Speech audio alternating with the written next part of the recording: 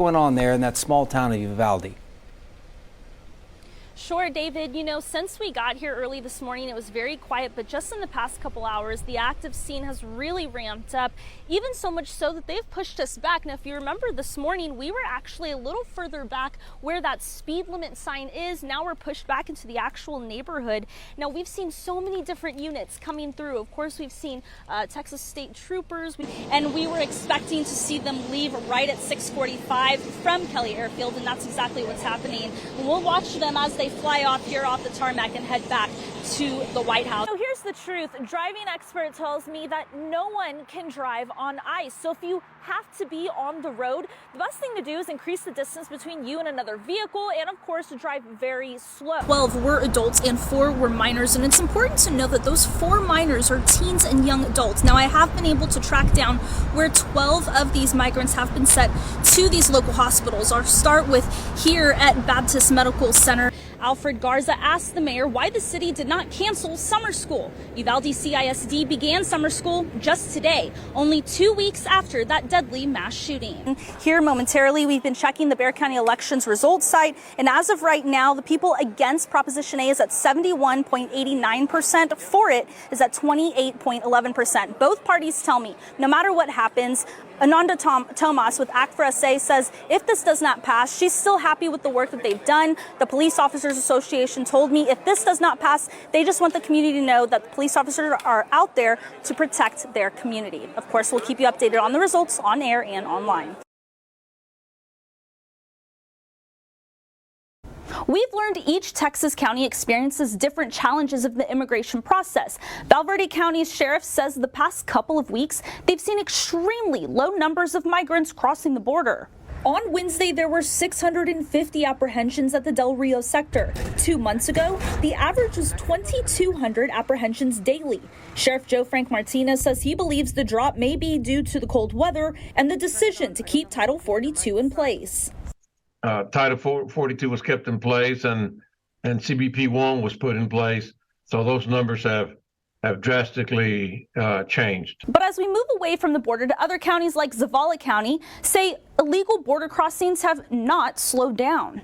In my county are people avoiding to be apprehended, avoiding to be detected. Sheriff Salinas says the county has bailouts every day and the weather has not been a deterrent. For the past 2 years, yes, this is a norm. And with the possibility of the Biden administration ending Title 42 in May, Salinas sees no end in sight. I don't see that that's going to affect me either or. I'm still going to get the people that are going around the checkpoints, going around the Border Patrol to be detected. They're not trying to claim asylum unless they're apprehended. District 28 Congressman Harry Cuellar believes keeping Title 42 has helped, but it's just one step forward. We've seen it decline. We just need to make sure that we apply this evenly across the border. So if somebody wants to ask for asylum, come through port of entry. If you come in between ports of entry, we will send you back till you learn how to do it the right way. And as we come back to San Antonio, a local migrant advocacy group at Travis Park tells me they have seen a decline in the past months, and they too say it's primarily due to the expansion of Title 42. Chelsea Torres, News 4, San Antonio. Police say a man from this business saw someone stealing this catalytic converter from this Chevy truck. This surveillance video from the office furniture business off San Pedro near Bassi shows the suspected thief looking under the truck.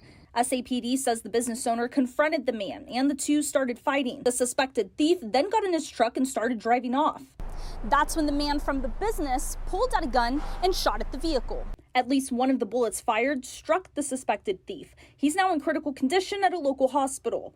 The business owner was arrested and is now facing an aggravated assault with a deadly weapon charge. Eli Sepulveda, who works at Eurospeed Auto Sales on the same property, does not think the business owner should have been arrested.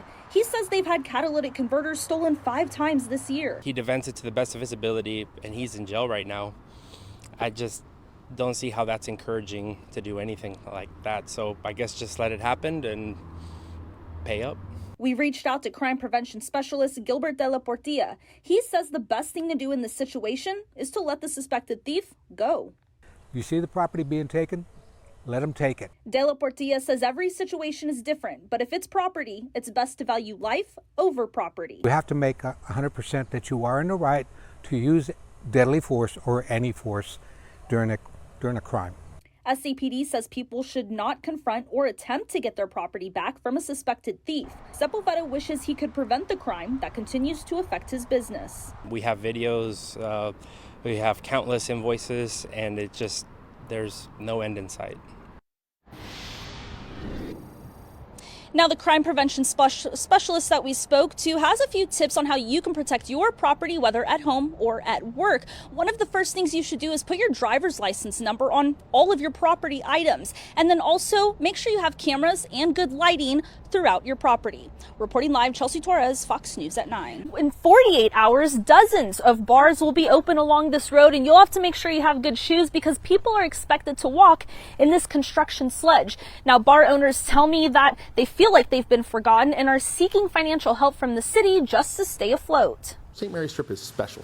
Chad Carey, the owner of 4 bars on St. Mary's, says the Strip is important to the culture of San Antonio. The vast majority of people who live in San Antonio who grew up here have some sort of memory of hanging out on the Strip. With the holiday season kicking off, business would normally be expected to skyrocket. But the construction is a looming dark cloud that will continue until summer 2023. It's difficult for anybody to be optimistic about what that's going to look like. I mean, many of the bars are it would require such physical effort and risk to get there. The city's Public Works Department says there were challenges early on in the project with materials and contractors. Now the city says they are working in sections to complete the project faster. Carey, who is also the president of the St. Mary's Business Association, says businesses are losing revenue. Rumble, one of my bars, did $11 in revenue on a Wednesday. Carey says restaurants are feeling the impact, with revenue down 25 to 30%. The city told us they communicate with businesses every Friday, but Carey is looking for more, hoping to keep the small businesses around longer. I think that there needs to be some sort of economic impact award to help the businesses that are here. We heard from the city manager's office that $400,000 were approved in a construction mitigation program. This program will go in front of City Council in January. Now, the city did not give further details about this possible financial assistance for these businesses, and they also did not give a date for that January City Council meeting. However, they did say the next section of the North St. Mary's construction should be finished by the end of the year. Reporting live, Chelsea Torres, News 4, San Antonio. That San Antonio mom is accusing Moss Rock KinderCare of not taking accountability for months when she first offered them the 7-hour recording. I listened to it in its entirety. What you are about to hear is disturbing and, as one mom calls it, truly heartbreaking.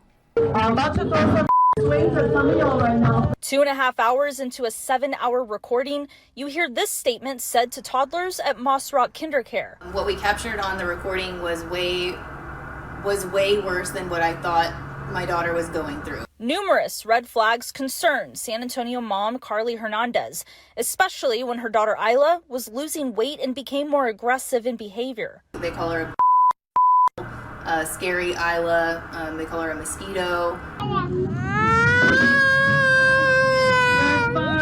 Hernandez believes 2 teachers at Moss Rock KinderCare were abusing Isla.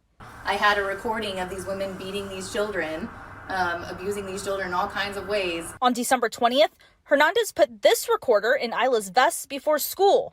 That evening, Hernandez and her husband listened, not expecting to hear the mistreatment to her daughter and other toddlers. I only made it to about an hour in before I called CPS. I called the abuse hotline. A San Antonio police report was also filed. SAPD told us this is an open investigation with the Special Victims Unit. 7 hours of audio showcasing teachers curse and yell at toddlers. The best part about those babies' day was when those teachers left them unattended. Hernandez offered the recording to daycare staff, then began climbing the state ladder, seeking accountability. Not slowing down, she posted on social media, alerting parents. After a couple hours of listening, Alexandra Uresti immediately withdrew her daughter from Moss Rock. Food being withheld and water being withheld and no, you've had enough and, screaming at diaper changes, things like that. The day of the recording, Uresti's daughter was out sick, but Uresti says she had already noticed behavioral signs.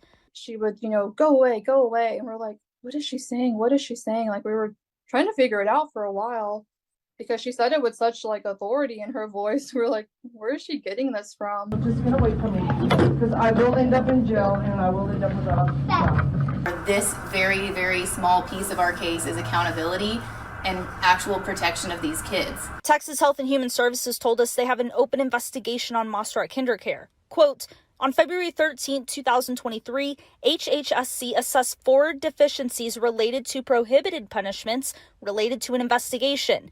The operation has requested administrative reviews for each deficiency. We reached out to KinderCare to see if they were aware of the recording and the investigation. Their response? The behavior of these 2 teachers is unacceptable. It does not reflect our company values or the high standards we hold ourselves to will not be tolerated.